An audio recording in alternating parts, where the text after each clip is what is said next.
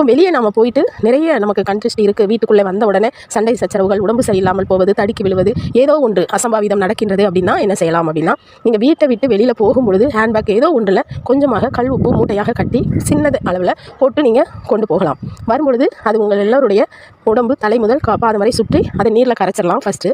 Secondary என்ன செய்யணும் அப்படின்னா, கற்பூரம் ஏற்றி வெளி வாசலில் ஏற்றிவிட்டு கதவு மூடி விடுவது மிக மிக நல்லது. நல்ல ஒரு திருஷ்டியை குறைக்கும் முறையாகும் இந்த முறைகள். இதை செய்து கொள்ளலாம். வந்தவுடன் நம்ம போட்டிருந்த ட்ரெஸ் எல்லாம் எடுத்துகிட்டு வேறு கொஞ்சம் குளிச்சுட்டு நம்ம இருப்பது ரொம்ப ரொம்ப நல்லது. வெளியே போயிட்டு அதே ஆடையோடு நாம் படுப்பது, தூங்குவது, சாப்பிடுவது இப்படி இல்லாமல் இருந்தாலும் நன்றாக இருக்கும். உடனடியாக அந்த திருஷ்டி போகக்கூடிய தன்மைகள் இதெல்லாம் செய்தால் நாம் எதிர்பார்க்கலாம், நமக்கு நல்ல ஒரு சக்தி கிடைக்கும் அப்படின்னு.